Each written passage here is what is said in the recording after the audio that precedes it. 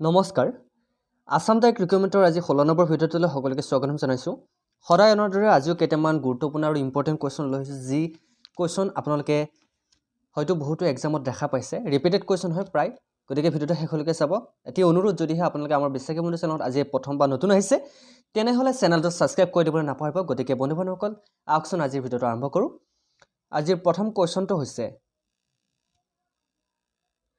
গুৱাহাটী বিশ্ববিদ্যালয় কেতিয়া স্থাপিত হৈছিল Guwahati university was established in the year মই এনসাৰ দিয়াৰ আগতে আপোনালোকে এনসাৰ দিবলৈ ট্ৰাই কৰিব আজি হ'ল শনিবাৰ গতিকে আজি আপোনালোকৰ কাৰণে আৰু ভিডিঅ' আহিব গতিকে যিমান পাৰে সিমান ভিডিঅ'বোৰ শ্বেয়াৰ কৰিব লোক বন্ধুকে যাতে হেল্প হয় গুৱাহাটী বিশ্ববিদ্যালয় কেতিয়া স্থাপিত হৈছিল ইয়াৰ শুদ্ধ উত্তৰটো হৈছে 1948 1948 চনত গুৱাহাটী বিশ্ববিদ্যালয় স্থাপিত হৈছিল নেক্সট কুৱেশ্যন নম্বৰ 2 গুৱাহাটী বিশ্ববিদ্যালয়ৰ প্ৰথম উপাচাৰ্য কোন আছিল who was the first vice chancellor of Guwahati university কোন আছিল বাৰু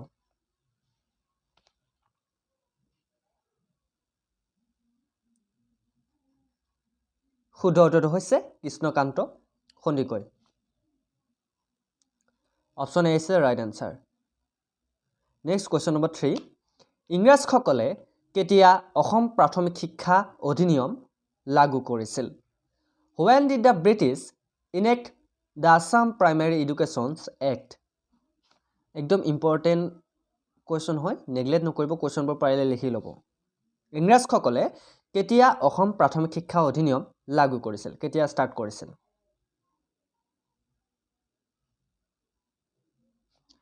Yes, শুদ্ধ উত্তৰটো হৈছে 1926 option B is right answer 1926 চনত ইংৰাজসকলে অসম প্ৰাথমিক শিক্ষা অধিনিয়ম লাগু কৰিছিল কুৱেশ্যন নম্বৰ 4 2011 চনৰ লোকপিয়ল অনুসৰি অসমৰ সাক্ষৰতাৰ হাৰ কিমান The literacy rate of Assam according to 2011 census is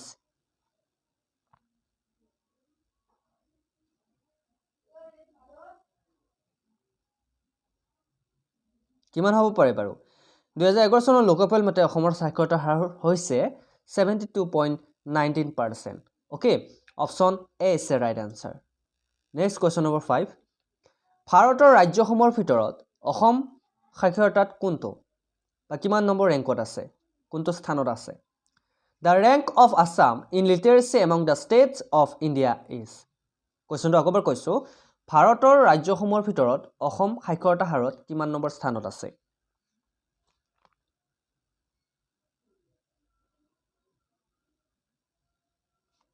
শুদ্ধ উত্তৰটো হৈছে 26 নম্বৰ স্থানত আছে কিমান নম্বৰ 26 পজিশনত আছে কিমান নম্বৰ ৰেংকত আছে বুলি সুধিলে 26 নম্বৰ ৰেংকত আছে কুৱেশ্যন নম্বৰ 6 স্বাধীনতাৰ পিছত চৰকাৰৰ দ্বাৰা অসম মৌলিক শিক্ষা অধিনিয়মক কেতিয়া তুলি লোৱা হৈছিল When was the Assam Basic Education Act adopted by the government after independence কুৱেশ্যনটো ভালকে মন দিব স্বাধীনতাৰ পিছত চৰকাৰৰ দ্বাৰা অসম মৌলিক শিক্ষা অধিনিয়মক কেতিয়া তুলি লোৱা হৈছিল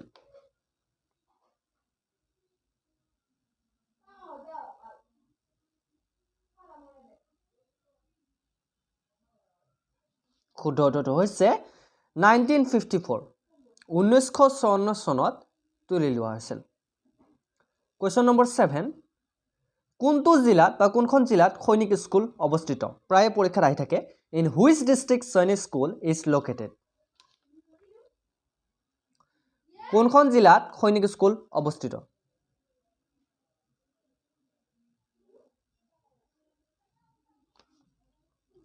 The right answer is option B Goalpara গোৱালপাৰাত সৈনিক স্কুলখন আছে কুৱেশ্যন নম্বৰ 8 অসমৰ প্ৰথম মহিলা বিশ্ববিদ্যালয় অসম মহিলা বিশ্ববিদ্যালয় ক'ত অৱস্থিত The first women's university in Assam Assam Women's University is located in ক'ত আছে বাৰু অপশ্যন কেইটা চাই শুদ্ধ উত্তৰটো দিয়ক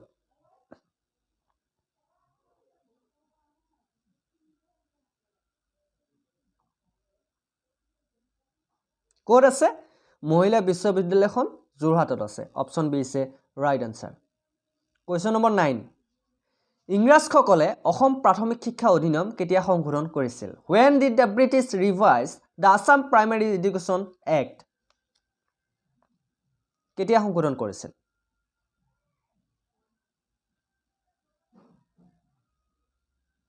কোৱেশ্চন কেইটা আজি কেনেকুৱা পাইছে জনাবলৈ নাপাহৰিব আৰু যদি আপোনালোকে আমাৰ এই পিডিএফবোৰ যদি পাব বিচাৰে তেনেহ'লে আমাৰ টেলিগ্ৰাম চেনেলৰ লিংকটো ডেছক্ৰিপশ্যনত দিয়া আছে তাতে গৈ কেনে আপোনালোকে আমাৰ টেলিগ্ৰাম চেনেলত জইন হৈ ল'ব পাৰে আৰু তাতে আপোনালোকে পিডিএফবোৰ পাব পাৰে আৰু লগতে আমাৰ বিশ্বাসী বন্ধু অফিচিয়েল যিটো ফেচবুক পেজ আছে তাতে আপোনালোকে ফ'ল' কৰি ল'ব পাৰে কোৱেশ্চন নম্বৰ 9 ৰ শুদ্ধ উত্তৰটো হৈছে অপশ্যন বি 1930 চনত সংশোধন কৰা হৈছিল কোৱেশ্চন নম্বৰ 10 অসমৰ একমাত্ৰ মৎস্য মহাবিদ্যালয় কলেজ অফ ফিচাৰিজ সায়েন্স কোট অৱস্থিত বহুত ইম্পৰ্টেণ্ট কোৱেশ্চন হয় Assam's only fishery college of fisheries science is located in কোট আছে বাৰু অসমৰ একমাত্ৰ মৎস্য মহাবিদ্যালয়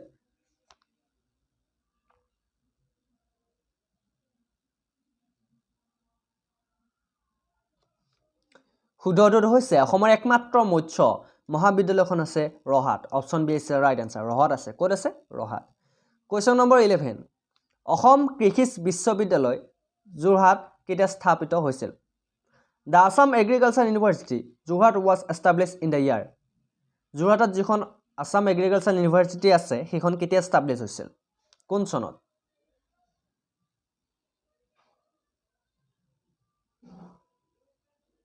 শুদ্ধ উত্তৰটো হৈছে অসম কৃষি বিশ্ববিদ্যালয় 1969ত এষ্টাব্লিছ হৈছিল এতিয়া স্থাপিত কৰা হৈছিল 1969 চনত কোৱেশ্চন নম্বৰ 12 চৰকাৰৰ দ্বাৰা অসম প্ৰাৰম্ভিক শিক্ষা অধিনিয়ম কেতিয়া পাৰিত কৰা হৈছিল When was the Assam Elementary Education Act passed by the government কোৱেশ্চনটো আকবাৰ শুনিব চৰকাৰৰ দ্বাৰা অসম প্ৰাৰম্ভিক শিক্ষা অধিনিয়ম কেতিয়া পাৰিত কৰা হৈছিল When was the Assam Elementary Education Act passed by the government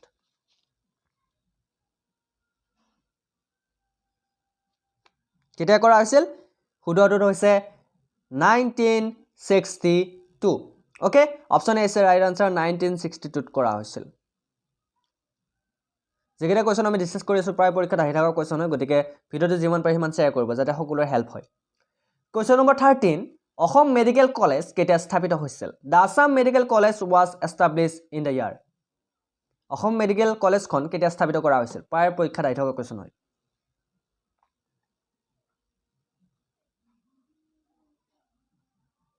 কিছুমান যদি এনসাৰবোৰ আপোনালোকে ভুল দেখা পাইছে কমেন্ট কৰি জনাব শুদ্ধ উত্তৰটো হৈছে 1947 okay option B is right answer 1947ত অসম মেডিকেল কলেজখন স্থাপিত কৰা হৈছিল ওকে কোৱেশ্চন নম্বৰ 14 অসমৰ প্ৰথম বেচৰকাৰী মহাবিদ্যালয় কোনখন The first non-government college of Assam is অসমৰ প্ৰথম বেচৰকাৰী মহাবিদ্যালয়খনৰ নাম কি আহিব পাৰে পৰীক্ষাত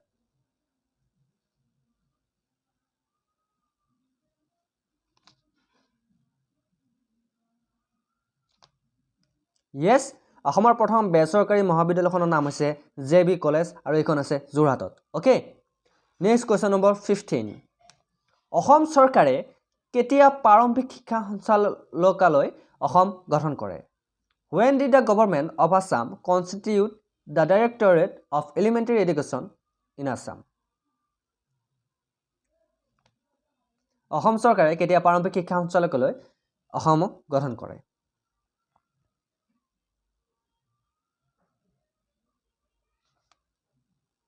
The right answer is 1977 1977 চনত কি কৰা হৈছিল অসম চৰকাৰে প্ৰাৰম্ভিক শিক্ষা সঞ্চালকালয় গঠন কৰে কোৱেশ্চন নম্বৰ 16 কোনটো বৰ্ষত অসমৰ প্ৰথম লোকপিয়ল হৈছিল সকলোৱে জানো in which year the first census of Assam was conducted অসমৰ প্ৰথম লোকপিয়ল কেতিয়া হৈছিল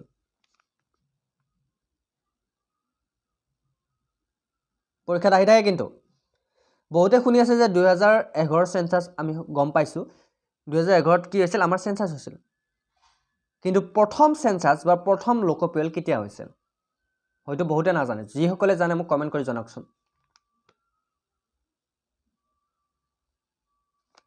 yes শুদ্ধ উত্তৰটো হৈছে প্ৰথম অসমৰ লোকপিয়ল হৈছিল 1872 কেতিয়া হৈছিল 1872 চনত প্ৰথম সেন্সাস বা লোকপিয়ল হৈছিল অসমৰ মনত ৰাখিব কোৱেশ্চন নম্বৰ 17 তলৰ কোনটো সকলোতকৈ দ্বিতীয় জনবহুল চহৰ?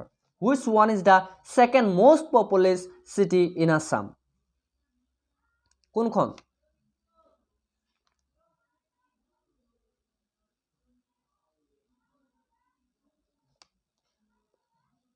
The right answer is option D, Silchar. Silcharখন হৈছে সকলোতকৈ দ্বিতীয় জনবহুল চহৰ।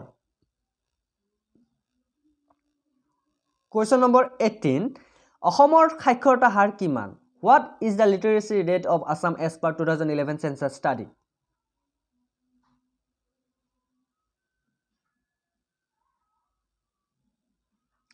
The right answer is option B. Next question number 19. 2017 বৰ্ষৰ হাতীৰ লোকপিয়ল মতে অসমৰ হাতীৰ সংখ্যা কিমান? According to the 2017 elephant census, total number of elephant in Assam is কিমানটা হাতী আছে বাৰু? 2017 চনৰ যেটো সেন্সাস হৈছিল এলিফেন্ট সেন্সাস তাৰ ওপৰত ভিত্তি কৰি কিমানটা হাতী আছে বৰ্তমান?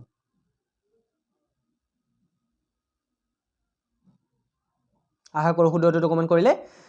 ইয়াৰ শুদ্ধটো হৈছে 2017 বৰ্ষৰ হাতীৰ লোকপিয়ল মতে অসমৰ হাতীৰ সংখ্যা হৈছে 5719টা। গতিকে option D is right answer. Next question number 20। তলৰ কোনটো সকলোতকৈ জনসংখ্যা ঘনত্ব জিলা? Which of the following districts has the highest population density?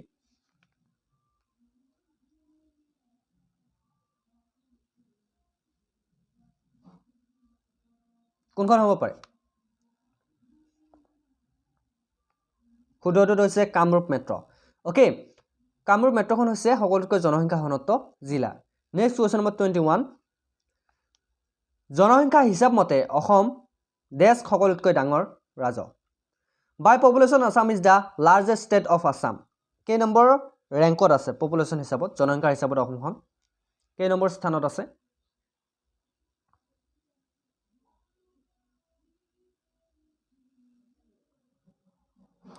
শুদ্ধটো হৈছে 15th পজিশন। কিমান নম্বৰ ৰেংকত আছে? 15। গতিকে option C is right answer. 15 number স্থানত আছে। মনত ৰাখিব। Question number 22। অসমত আটাইতকৈ ঘনত্ব জনবসতি থকা জিলা কোনখন? Which one is the most density populated district in Assam? কোৱেশ্চনটো Akbar কৈছো, অসমত আটাইতকৈ ঘনত্ব জনবসতি থকা জিলা কোনখন? কোনখন হ'ব পাৰে?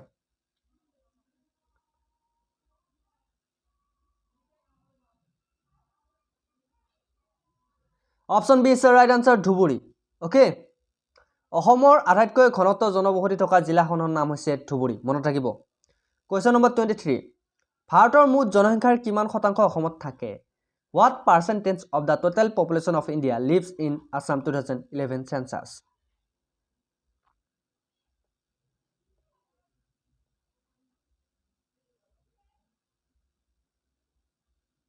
কিমান শতাংশ আছে?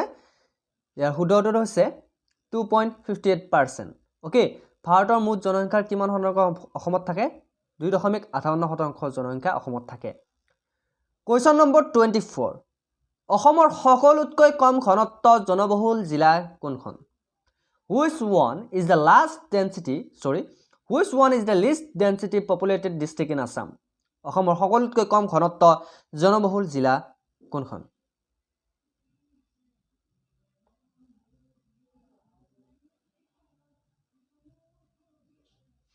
শুদ্ধটো হৈছে ডিমা হাছাও। ওকে, এই ডিমা হাছাও জিলাখন অসমৰ সকলোতকৈ কম ঘনত্ব থকা জনবহুল জিলা। গতিকে option D is right answer. Question number 25। ভাৰতৰ কিমান শতাংশ মাটি অসমে আৱৰি আছে? What percentage of area of India is covered by Assam? কিমান শতাংশ মাটি আগুৰি আছে?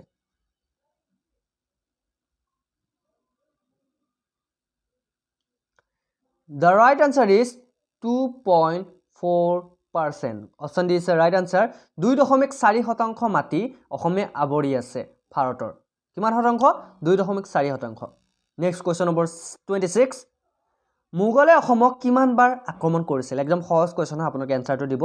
How many times in Mughals attack Assam? ইয়াৰ ভিতৰত শুদ্ধ উত্তৰটো আপোনালোকে কমেন্ট কৰক। মোগলে অসমক কেইবাৰ আক্ৰমণ কৰিছিল? আপোনালোকে এটা টপিকৰ ওপৰত ভিডিঅ' পাব নিশ্চয়কৈ এক্সট্ৰাকৈ ভিডিঅ' আপোনালোকে সেই টপিকৰ ওপৰত মই বনাই আছোঁ আপোনালোকে নিশ্চয়কৈ পাব যে ফুলগুৰি ধোৱা এনেকুৱা ধৰণৰ বেছিক অফ টপিকৰ ওপৰত আপোনালোকে ভিডিঅ' পাব সো আপোনালোকে আমাৰ বিশ্বাসী বন্ধু চেনেলটো এতিয়ালৈকে সাবস্ক্ৰাইব কৰি ল'ব কাৰণ আৰু বহুতো ভাল ভাল ভিডিঅ' আপোনালোকে পাই থাকিব আৰু লগতে আসাম পুলিচৰ যিটো সিৰিজ আমি ষ্টাৰ্ট কৰিব লৈছোঁ আসাম ইয়াৰ বুকৰ সিৰিজটো আছে লুচেন জিকে সিৰিজ আমি চলাই আছোঁ তাৰ মাজতে আৰু নতুন সিৰিজ আপোনালোকে এড কৰিছোঁ যিসকলে আমাৰ সিৰিজবোৰ চোৱা নাই সিৰিজবোৰ কণ্টিনিউছলি চাব আপোনালোকৰ হেল্প হ'ব এতিয়া মোগলে অসমক কিমানবাৰ আক্ৰমণ কৰিছিল আপোনালোকে সকলোৱে জানে মই হয়তো নকলে হ'ব অসমত মোগলে 17 বাৰ আক্ৰমণ কৰিছিল কিমানবাৰ 70 time okay option C is right answer যদি আপোনালোকে এই ভিডিঅটো ভাল পাইছে লাইক কৰি দিব চেনেলটো সাবস্ক্ৰাইব কৰি দিব নাপাব বাৰে বাৰে অনুৰোধ কৰিছো কাৰণ বিশ্বাসী বন্ধু কোৱালিটি বেছিস কন্টেন্ট আনে সেই কাৰণে আপোনালোকে চেনেলটো সাবস্ক্ৰাইব কৰি নাপাব আৰু বিভিন্ন ধৰণৰ চৰকাৰী চাকৰি আপডেট আপোনালোকে এই চেনেলটোত পাই থাকিব সো বন্ধুসকল ভিডিঅটো ইমান আছিল আশা কৰি চাই ভাল পালে যদি ভাল পাইছে লাইক কৰিবলৈ নাপাৰিব কমেন্ট কৰিবলৈ নাপাৰিব লগ বন্ধুক শ্বেয়াৰ কৰিবলৈ নাপাৰিব আৰু সবচে ইম্পৰ্টেন্ট চেনেলটো সাবস্ক্ৰাইব কৰি দিবলৈ নাপাৰিব আজিলৈ মানে অন্য এটা ভিডিঅ' আকৌ লগ পোৱাৰ প্ৰতিশ্ৰুতিৰে জয় হিন্দ জয় আই অসম